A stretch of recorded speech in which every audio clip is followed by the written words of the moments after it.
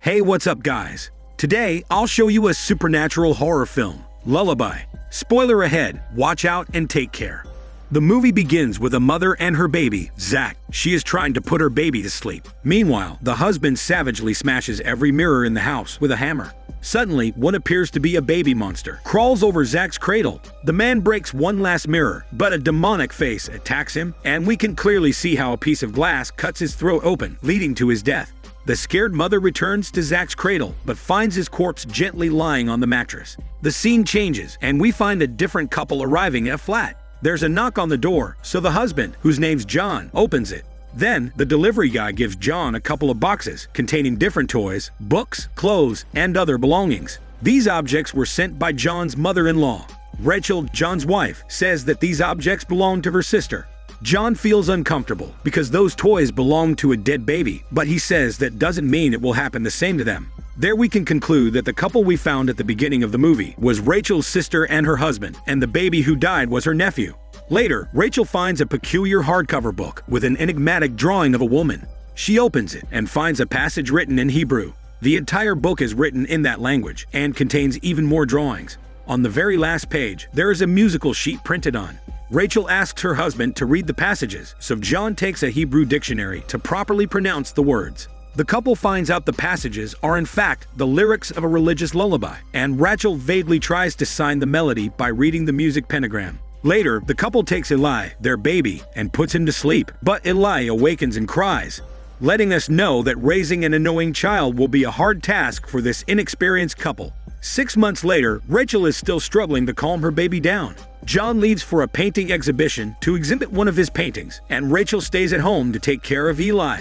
Rachel does her best to put Eli to sleep, but fails at every attempt. Finally, Rachel takes some sheets from a box and places the annoying baby in his cradle. She realizes she has dropped the book with the lullaby song they read 6 months ago, so Rachel decides to give it a try. Rachel sings the lullaby, which immediately relaxes Eli and puts him to sleep in the act. However, Rachel is completely unaware that on one of her mirrors, a long crack silently appears. John returns home and finds Rachel waiting for him with a glass of wine. Then she takes him to bed to share some intimacy. Later that night, Rachel spots a decrepit old hag through the baby camera. The old hag is staring at Eli, throwing the cradles bar. Needless to say, Rachel freaks out and runs toward his son's room. She doesn't find anything and believes there's a problem with the camera. However, she notices there's something strange in one of the mirrors. We can spot the reflection of the terrifying woman that appeared on camera, but Rachel seems to be unaware of that fact. The following day, John takes a shower. Rachel approaches him from behind to share an intimate moment.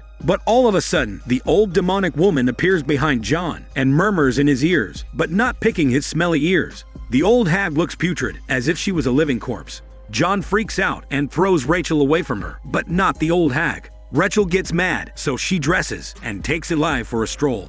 John tries to comfort himself with his parrot pet and forget about the situation, but he notices 2 cracks in one of the mirrors. Rachel reaches the store and begins looking for a brand new baby camera. However, every camera screen on the counter starts flashing, and the old hag's face appears again.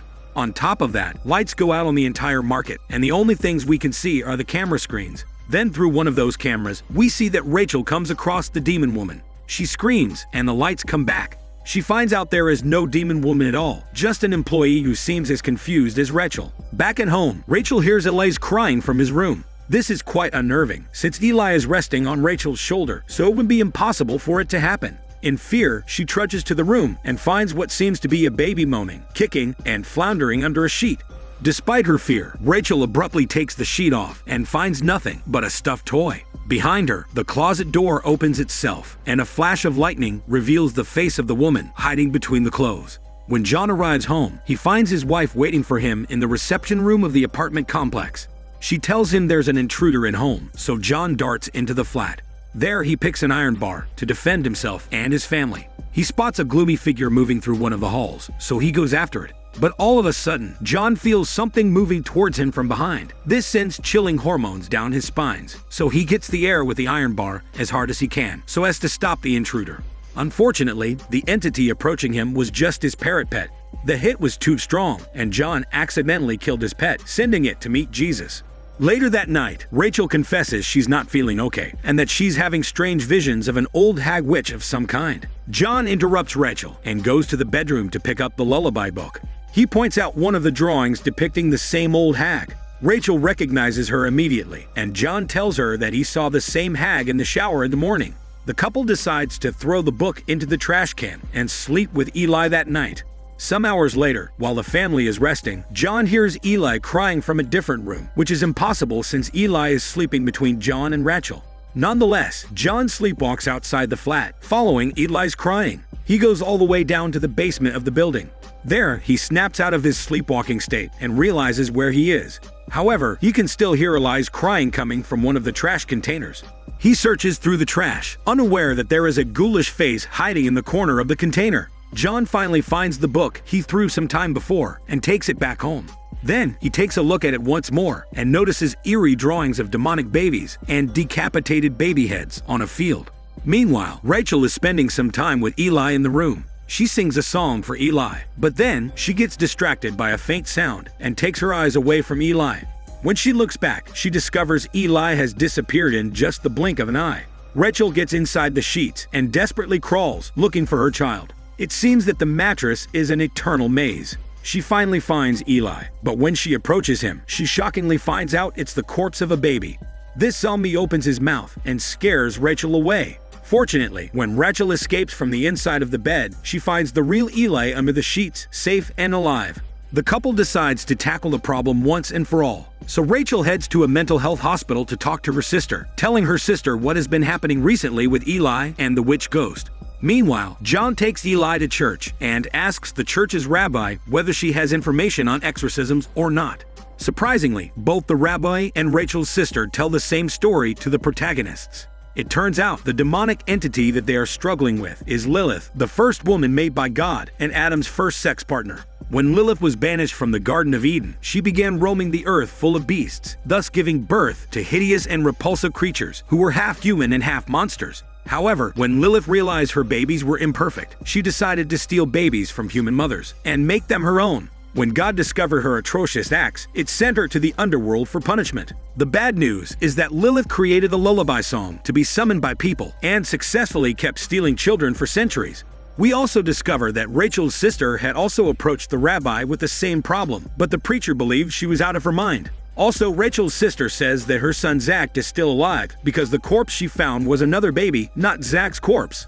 John ends up with little to no tangible solutions, but Rachel takes her sister home to help her against Lilith. However, John is the one to reach the house first. There he finds out there's a leak in the bathroom, so he leaves Eli on the floor to go and check the leak. But while John's struggling with the bathroom's leak, a demonic baby appears slowly, flexing its two-headed figure.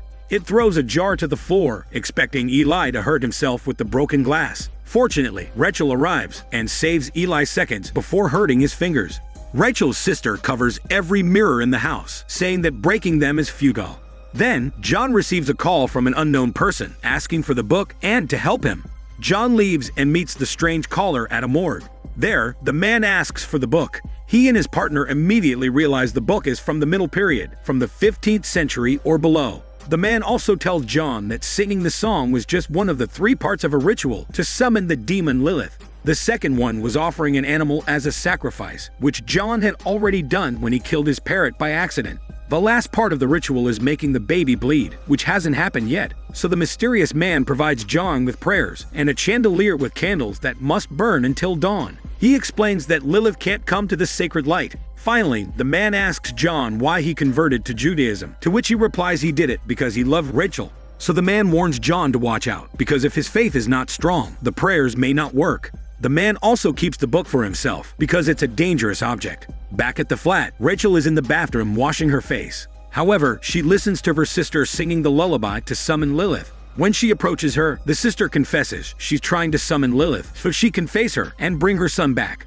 She also shows that she has pricked Eli in the hand with a needle, and now that Eli has bled, the summoning ritual is finished, so Lilith is ready to take him. John drives to his home as fast as he can, but Lilith grabs him from behind, trying to choke him. John desperately stops the car and runs away.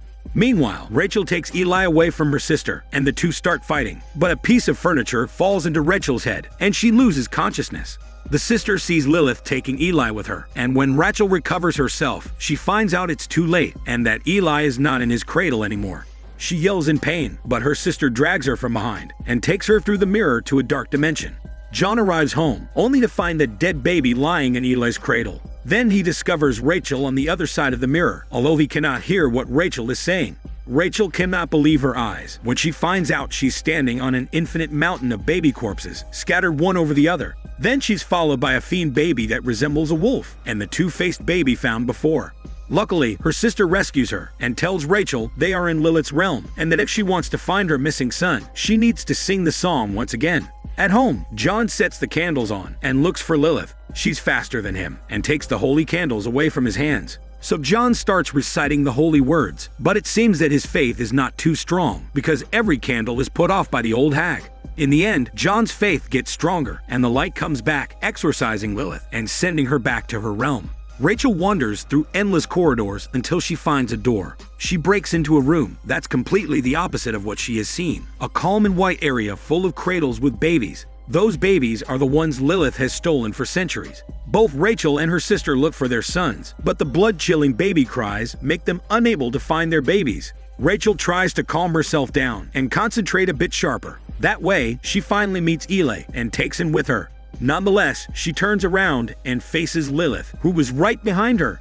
This Lilith, however, is not a grotesque witch-like woman, but resembles a real person. Lilith steals Eli again and hits Rachel so hard that it sends her to the ground. Rachel's sister throws a piece of sharp glass at Lilith's stomach and saves Rachel. Fast as lightning, Rachel stands up. The sister gives Eli to Rachel. Then Rachel escapes from the baby's rooms while the sister distracts the monster. However, Lilith takes the sister by the neck and sings her a lullaby, which makes her bleed and turns her into a horrendous creature too. Rachel wanders through the halls and finds nothing but mirrors that reflect other houses. Lilith's singing is so powerful that every mirror shatters, trying to keep Rachel inside forever. Fortunately, Rachel finds the mirror back home, so she rams it with all her might and lands safely in John's arms. That is until Lilith's hideous arm appears through a piece of broken glass.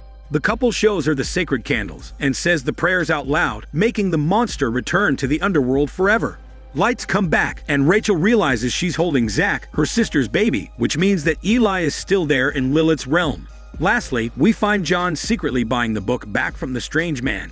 Afterward, he sits next to his wife and tells her he has the book. John sighs for one last time and wonders what they should do now. The movie ends with the monstrous sister being trapped in the underworld, smiling and singing a lullaby song to Eli. This implies that she finds her companion from her son's replacement. This is Daniel CC Movie Channel. Stay safe and enjoy your day.